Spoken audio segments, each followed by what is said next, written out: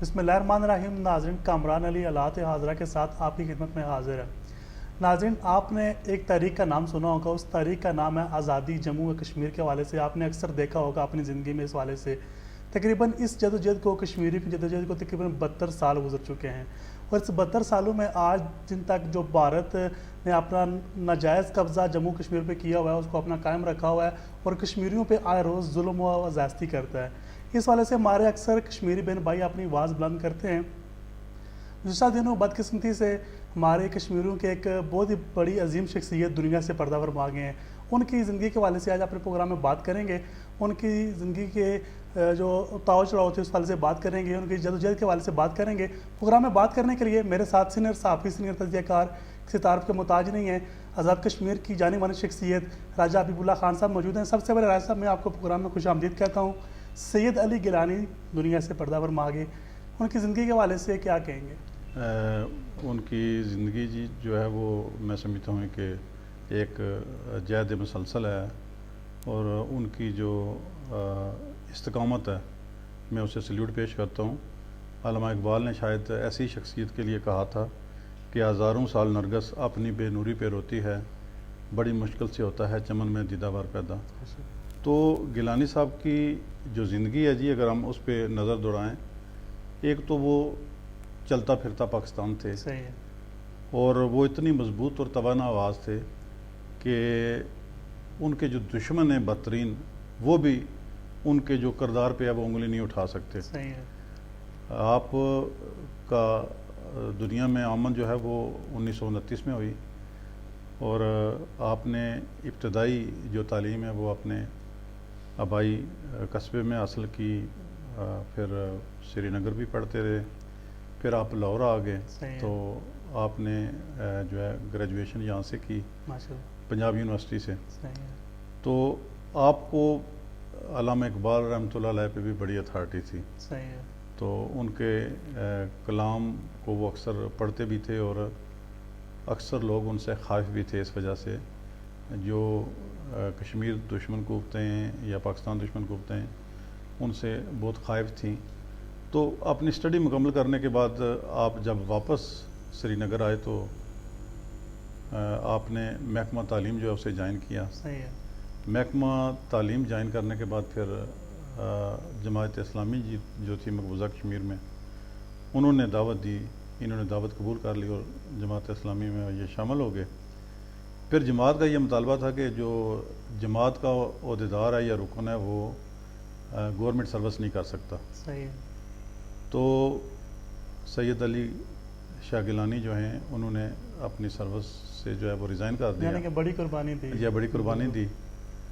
تو پھر مزید تحریک کو تقویت دینے کے لیے آپ جو ہیں وہ آپ نے ایک نئی تحریک حریت کے نام سے ایک جماعت تشکیل دی. اس پہ جو ہے وہ انہوں نے اپنی جو سرگرمیاں ہیں وہ شروع کی. صاحب، ہر کسی کی زندگی میں نا ایک موڑ آتا ہے. جی جی. جب وہ اس طرف گئے تو کیا سمجھتے ہیں، کیا وجوہات بنی، کن وجوہات کی بنا پہ وہ اس طرف گئے، یا کیا حالات؟ دیکھیں، جب آپ نے آنکھ کھولی، آپ چھوٹے سے تھے، تو اس وقت بھی جو ہے وہ آپ 1929 میں پیدا ہوئے ہیں، تو 1931 میں جو ہے وہ شہداء کا دن بھی ہم مناتے ہیں ہر سال جولائی میں. تو اس وقت جو ہے وہ ایک جو بڑا واقعہ ہوا وہاں پہ اذان دیتے ہوئے لوگ شہید ہوئے. وہ ایک اس وقت چند سال کی آپ کی عمر تھی، اور آپ نے وہ منظر دیکھا، اور اسی ماحول میں آپ نے پرورش پائی.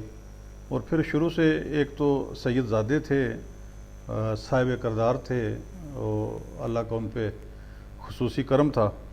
تو اس کے ساتھ ساتھ یہ ہے کہ وہ بہت دیکھنے میں بڑے وہ حضرت قائد اعظم کی طرح نازک لگتے تھے، اور پہنتے بھی وہ قائد اعظم والا لباس تھے.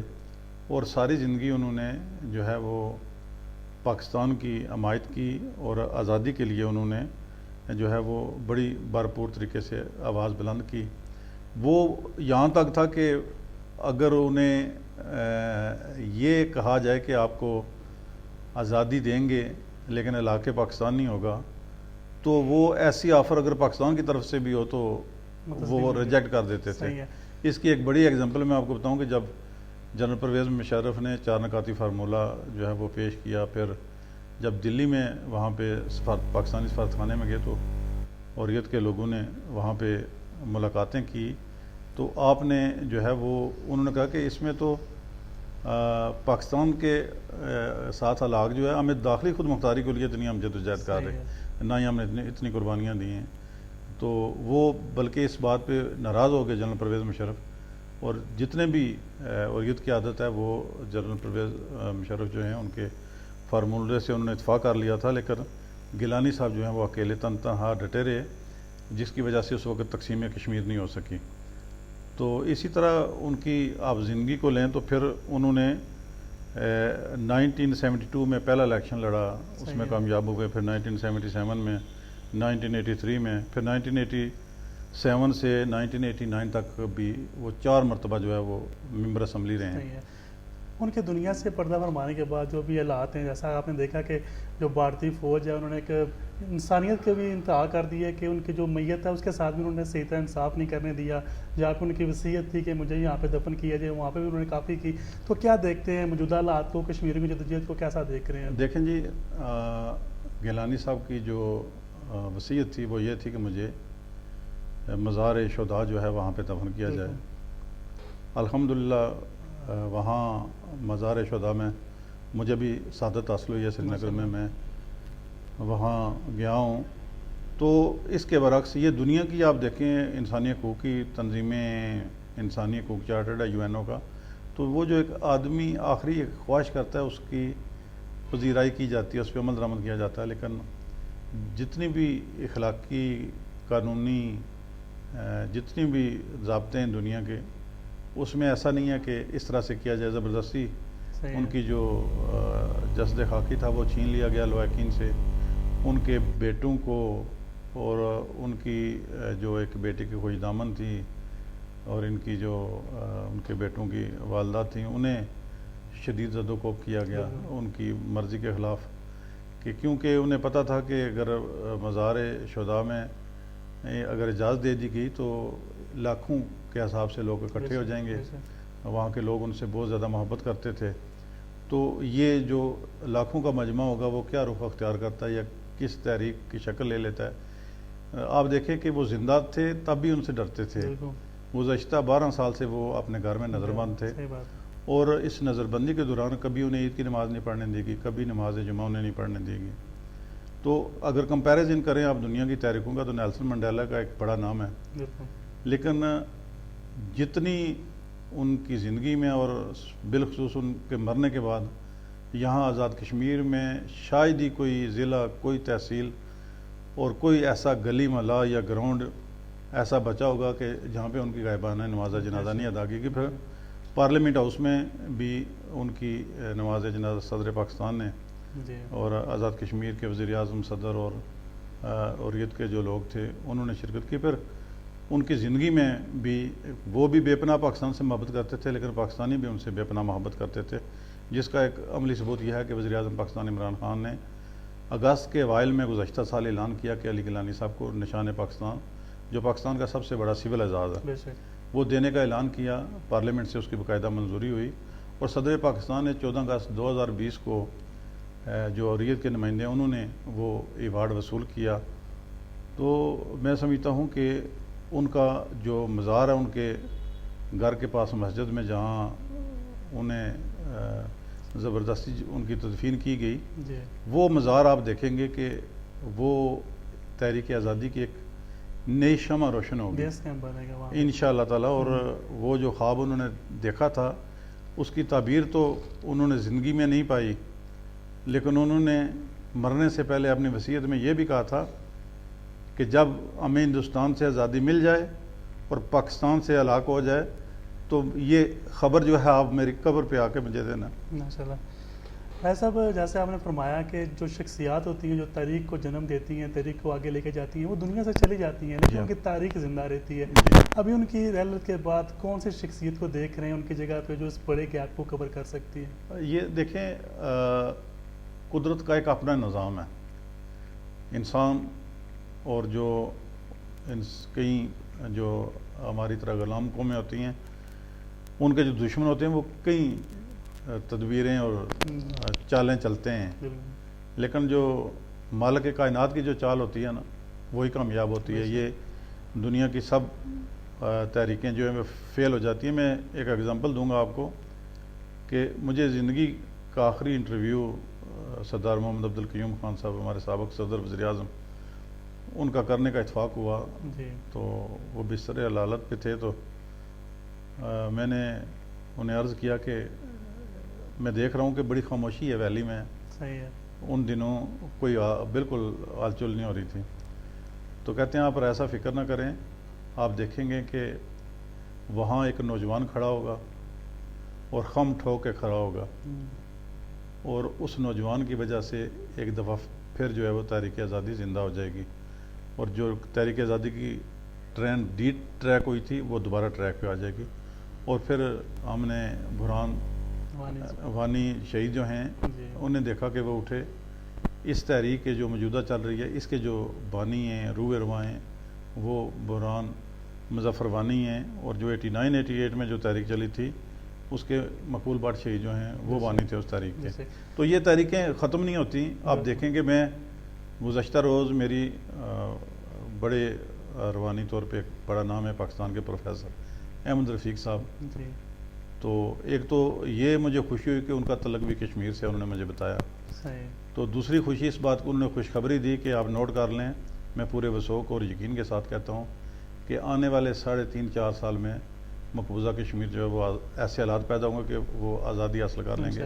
یہ ہمارا یقین اور ایمان ہے, اور دنیا کے جو بڑے دانشور ہیں ان کا یہ کہنا ہے کہ جب 25-30 سال تک کوئی قوم مسلسل قربانی دیتی ہے, ان کا خون بہتا ہے, قبرستان آباد ہوتے ہیں, پھر کوئی وجہ نہیں ہے, کوئی دنیا کی کوئی طاقت انہیں, دنیاوی طاقت جو ہے انہیں ان کے منزل سے انہیں دور نہیں رکھ سکتی. تو وہ دیکھیں گے آپ انشاءاللہ تعالی, اللہ پروفیسر احمد رفیق اختر صاحب کی زبان مبارک کرے کہ انشاءاللہ آزادی. میں سب آخر میں آپ سے یہ جاننا چاہوں گا کہ خطے کے حالات جو ہیں یہ کافی بدل رہے ہیں. جیسا کہ ہم نے دیکھا کہ افغانستان میں ایک سپر پاور تھی جو 20 سال سے یہاں پہ رہی, اور ہمارا جو اسے ہم دشمن سمجھتے ہیں جس نے ہمارے کشمیر میں جو ظلم کرتا ہے اس کا بھی بڑا کردار تھا.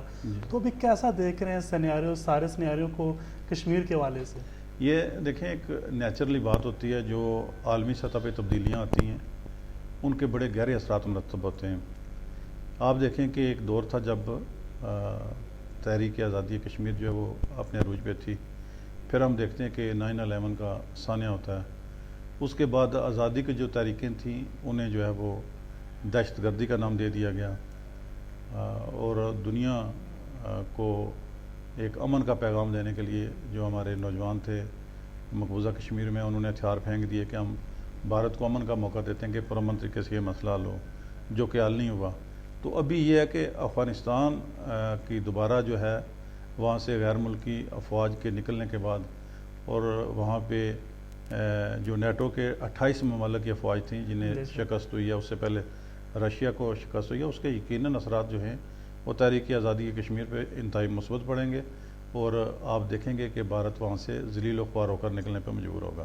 مستقبل میں طالبان کا رول ہو سکتا ہے کشمیر کے خطے میں؟ دیکھیں عملی طور پہ جو ہے وہ میں یہ دیکھتا ہوں کہ کیونکہ باڑ لگائی گئی ہے یہاں پہ لائن آف کنٹرول پہ 700 سے زائد کلومیٹر ہے جہاں پہ لگی ہوئی ہے باڑ, اور وہاں سینسرز وغیرہ بھی لگے ہوئے ہیں. پھر یہ ہے کہ ہماری جو مسلح افواج پاکستان ہیں انہوں نے یہ ایک پالیسی بنائی تھی کہ کوئی بھی وہاں سے ادھر اور یہاں سے ادھر کوئی کسی قسم کی کوئی اس طرح کی کارروائی نہیں ہوگی. عالمی برادری کے سامنے انہوں نے اس کا اعتراف کیا تھا. تو یہ اس کے امکانات بہت کم ہیں, لیکن اس افغانستان کی آزادی کے بعد جو ہے وہ مقبوضہ جموں کشمیر کے جو آزادی پسند ہیں ان کے مورال اس وقت بہت بلند ہیں. تو بھارت جو ہے اس کی معیشت کا برا حال ہے, اس کی معاشی کمر ٹوٹ چکی ہے, اور 10 لاکھ کے قریب جو ہے اس کی افواج ہیں, ان کے روزانہ کے کروڑوں اربوں روپے میں اخراجات آتے ہیں. تو وہ بہت لمبا افورڈ نہیں کر سکتا, ورنہ اگر یہ مزید اگر تحریک طوالت پکڑتی ہے تو رشیا کی طرح جو ہے یہ بھارت بھی ٹکڑے ٹکڑے ہو جائے گا. ویسے بہت مہربانی، شکریہ، آپ نے اپنے قیمتی وقت دیا۔ ناظرین آخر میں یہ کہوں گا کہ جو ظلم کا سروج ہوتا ہے اس کو ایک نہ ایک دن غروب ہونا ضرور ہوتا ہے۔ آپ نے امریکہ کو دیکھا، سپر پاور تھی، نیٹو کی فوج اور موجود تھی، لیکن 20 سال بعد وہ اپنے جو ہے یہ اپنا اس نے راستہ جو ہے افغانستان سے جدا کی۔ اسی طرح بھارت کتنا عرصہ کشمیری پر ظلم کرتا رہے گا، ایک نہ ایک دن اس کو منہ کی کھانی پڑے گی اور اس کو مجبوراً یہاں سے جانا پڑے گا۔ اگلے پروگرام تک کے لیے کمران علی کو دیجیے اجازت، اللہ حافظ۔